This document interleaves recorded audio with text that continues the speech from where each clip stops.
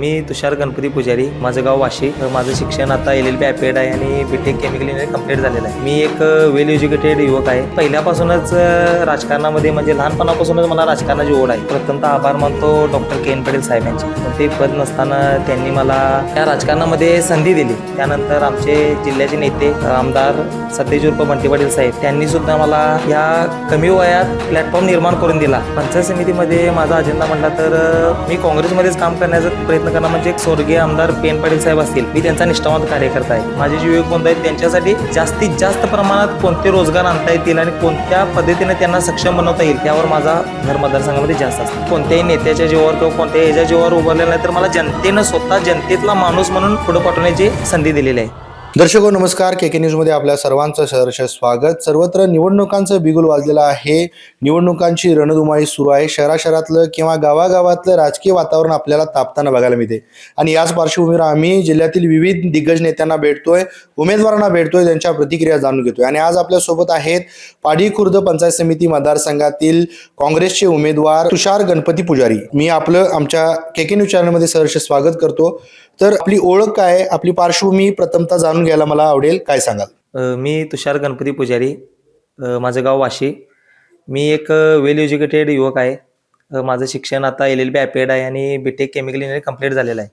मी पहिल्यापासूनच राजकारणामध्ये म्हणजे लहानपणापासूनच मला राजकारणाची ओढ आहे. गेली एक 5-6 वर्ष झालं मी यामध्ये सक्रिय होऊन युवकांसाठी किंवा वृद्धांसाठी, महिलांसाठी मी धडपडत आहे. युवकांच्या माझ्या वाढदिवसानिमित्त रक्तदान शिबिर असून दे किंवा वेगवेगळे उपक्रम असून दे, महिलांना काहीतरी अडचणी असून देत, प्रत्येक अडचणीमध्ये मी पुढे सक्रिय असतो. युवकांच्या कोणत्याही कारणामध्ये पुढे सक्रिय असतो. आपल्या म्हणजे प्रभागातील असून दे, म्हणजे मतदारसंघातील असून दे, प्रत्येक माणसाच्या सुखदुःखामध्ये मी स्वतःहून सहभागी असतो. कोणतंही पद नसताना आपण इतके उपक्रम राबवलेत, सामाजिक कार्यात सक्रिय आहात आणि आता आपण निवडणूक लढवत आहात. काय सांगाल? मी म्हणजे प्रथमतः आभार मानतो डॉक्टर के. एन. पाटील साहेबांचे.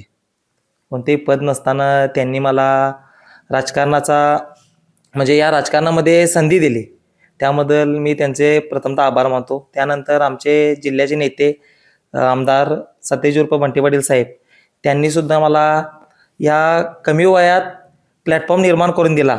त्यांनी माझ्यातील गुण कौशल्य बघून, माझ्यातील टॅलेंट बघून त्यांनी मला संधी देण्याचा प्रयत्न केला. त्या संधीचं सोनं करण्याचा प्रयत्न मी करत आहे. आपण पंचायत समितीची निवडणूक लढवत आहात. काय अजेंडा आहे आपला? पंचायत समितीमध्ये माझा अजेंडा म्हटला तर मी काँग्रेसमध्येच काम करण्याचा प्रयत्न करणार. म्हणजे स्वर्गीय आमदार के. एन. पाटील साहेब असतील, मी त्यांचा निष्ठावंत कार्यकर्ता आहे. आमच्या आमदारांची किंवा माझा आदर्श नेता स्वर्गीय आमदार के. एन. पाटील साहेबांची एक शिकवण आहे की पक्षाची निष्ठा तशीच माझी नेत्याशी आणि पक्षाची निष्ठा आहे. गेली कित्येक वर्ष झाले त्यांच्या विचारधारेवर मी काम करत आहोत.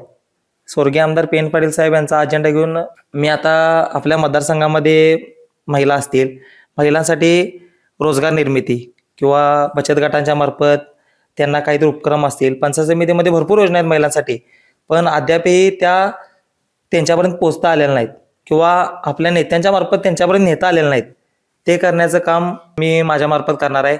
आपल्या मतदारसंघामध्ये युवक बेरोजगार भरपूर आहेत. म्हणजे फक्त युवक बेरोजगार नाही तर सुशिक्षित बेरोजगार आहे आणि मी त्या युवकांच्यात असल्यामुळे मला त्यांच्या प्रश्नांची जाण आहे आणि मी त्या युवकांसाठी खूप धडपडून प्रयत्न करत आहे की युवकांना आता युवक आपल्या मतदारसंघात असेल जे पुणे मुंबईसारख्या IT कंपनीमध्ये घरच्यांना आईवडिलांना सोडून जातात, तर आपल्याच भागामध्ये किंवा आपल्याच मतदारसंघामध्ये की त्यांच्यासाठी कोणता रोजगार निर्माण होईल, त्यांच्यासाठी कोणती रोजगार संधी निर्माण होईल यावर मी जास्त भर देणार आहे. आणि वृद्ध लोक असतील त्यांच्यासाठी विरंगुळा केंद्र, आता सिटी लेवलला जर बघितला तर तुम्ही प्रत्येक ठिकाणी विरंगुळा केंद्र, व्यायामशाळा वगैरे असतात, पण आमच्या खेडेगाव परिसरात जर बघितला की विरंगुळा केंद्र वृद्धांसाठी नाहीत किंवा व्यायामशाळा वृद्धांसाठी काय नाहीत, बागबगीचे नाहीत. तर मला त्यावर फोकस देऊन वृद्धांसाठी विरंगुळा केंद्र असून दे किंवा व्यायामशाळा असून दे हे बनवायचं आहे, बागबगीचे बनवायचे आहेत, जेणेकरून त्यांचं आरोग्य व्यवस्थित राहील आणि त्यांची जीवनशैली सुधरेल. आणि महिलांसाठी रोजगार निर्मिती करून बचत गटांच्या मार्फत असून दे किंवा पंचायत समितीच्या विविध योजना असून द्यात, त्या महिलांपर्यंत पोहोचवण्याचा मला पूर्णपणे प्रयत्न करायचा आहे. आणि माझे जे बंधू आहेत म्हणजे युवक बंधू, मी पण स्वतः त्यांच्यातीलच एक आहे. माझे जे युवक बंधू आहेत त्यांच्यासाठी जास्तीत जास्त प्रमाणात कोणते रोजगार आणता येतील आणि कोणत्या पद्धतीने त्यांना सक्षम बनवता येईल यावर माझा भर मतदारसंघामध्ये जास्त असणार. नक्कीच आपण प्रचारादरम्यान आपलं मतदारसंघात फिरणं होते, सर्वांशी आपण संवाद साधताय, नेमका जनतेतून कसा प्रतिसाद मिळतोय काय सांगाल? मी आता मतदारसंघामध्ये प्रचारादरम्यान फिरतोय तर मला असं दिसून येते की माझा फ्रेश चेहरा राजकारणामध्ये आहे. कोणते माझ्या मागे म्हणजे राजकीय हेवे द्यावे नाहीत, राजकीय कोणते हे उमटवलेले नाहीत, टीकात्मक प्रतिकात्मक काही उमटवलेले नाहीत. त्यामुळे लोकांच्या मनात फ्रेश मुलगा आहे, युवक आहे, काहीतरी करण्याची धडपड आहे. त्यामुळे लोकांच्या मनात पॉझिटिव्ह इंटेंट जास्त आहे आणि त्या इंटेंटमुळे मला पण एनर्जी आली आणि मी स्वतः उभारलेला नाही तर मला जनतेनं उभा केलेला आहे आणि मी जनतेतील नेतृत्व आहे की कोणत्याही नेत्याच्या जीवावर किंवा कोणत्याही ह्याच्या जीवावर उभारलेला नाही तर मला जनतेनं स्वतः जनतेतला माणूस म्हणून पुढे पाठवण्याची संधी दिलेली आहे. मतदारसंघातील मतदारांना काय आव्हान? मतदारसंघातील मतदारांना मला एवढंच आवाहन करायचं आहे की एक सामान्य घरातील कार्यकर्ता आहे, नेता नसून एक सामान्य घरातील कार्यकर्ता आहे आणि तुमच्यातलाच एक युवक पुढे जात आहे तर त्याला एकदा संधी देऊन बघा की तो कोणत्या पद्धतीने काम करतो. आणि आपल्या मतदारसंघाला वेल एज्युकेटेड उमेदवाराची गरज आहे. कोणत्याही वेल एज्युकेटेड उमेदवाराला जर तुम्ही संधी दिली तर मतदारसंघाचं स्मार्ट विजन कसं होतंय हे दाखवायचं काम माझं आहे. आणि मला मतदारांना एवढंच आव्हान करायचं आहे की आजपर्यंत आपण एवढ्या नेत्यांना निवडून आणलं, नेत्यांना मदत केली, इतकं म्हणजे असं त्यांच्याकडून काम असं म्हणावं तसं मतदारसंघामध्ये झालेलं नाही.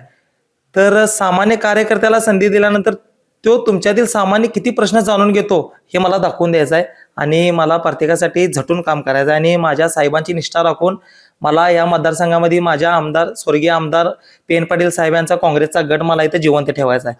तर आताच आपण संवाद साधला पाडी खुर्द पंचायत समिती मतदारसंघातील काँग्रेसचे उमेदवार तुषार गणपती पुजारी यांच्याशी आपण संवाद साधला. त्यांचे जे मतदारसंघ स्मार्ट करण्यासंदर्भात असणारे विजन आपण जाणून घेतले. तुर्तास तरी मी या एपिसोडमध्ये येथेच थांबतोय. KK न्यूज साठी कॅमेरामन अनिरुद्ध तावरेसह समीर मकानदार, कोल्हापूर.